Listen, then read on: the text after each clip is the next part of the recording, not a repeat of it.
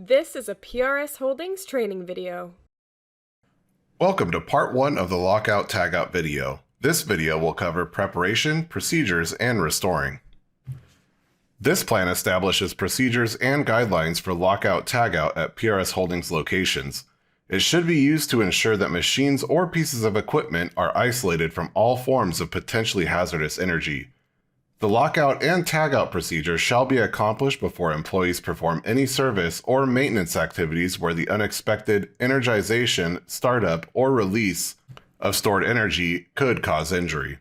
The sections for the plan include preparation for lockout tagout system procedure, restoring equipment to normal production operation, training, group lockout tagout procedures, forms, hazardous energy control procedure forms, one form for each piece of equipment or machinery that is covered by this lockout tagout plan.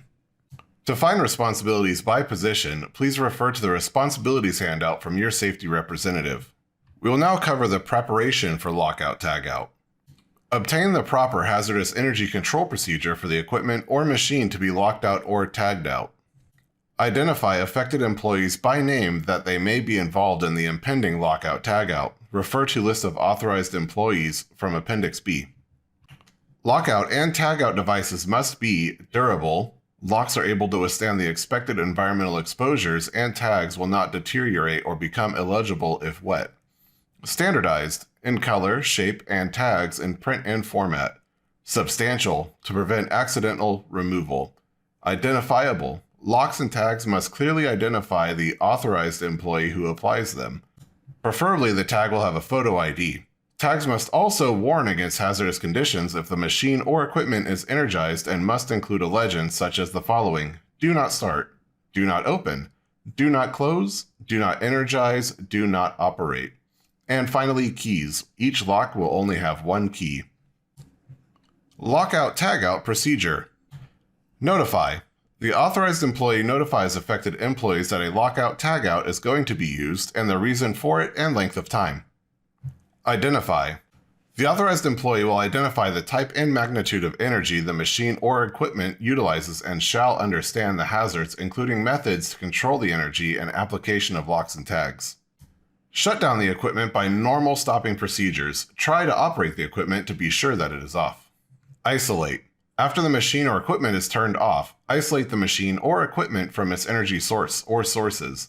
Lock and tag out the energy isolating devices with assigned individual locks and tags.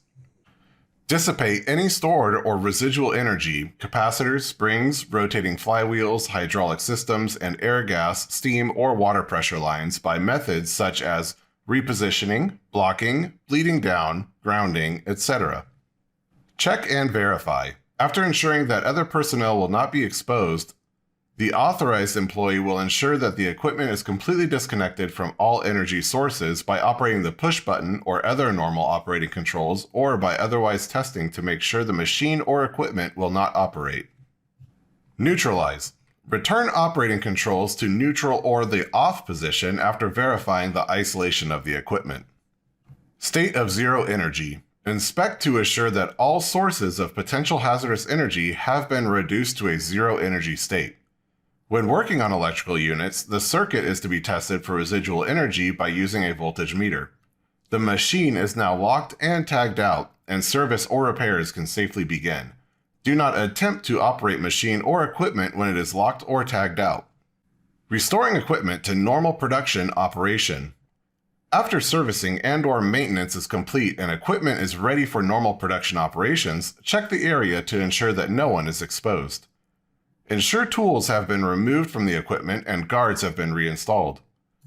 Remove lockout tagout devices and reconnect the disconnect to restore energy to the machine.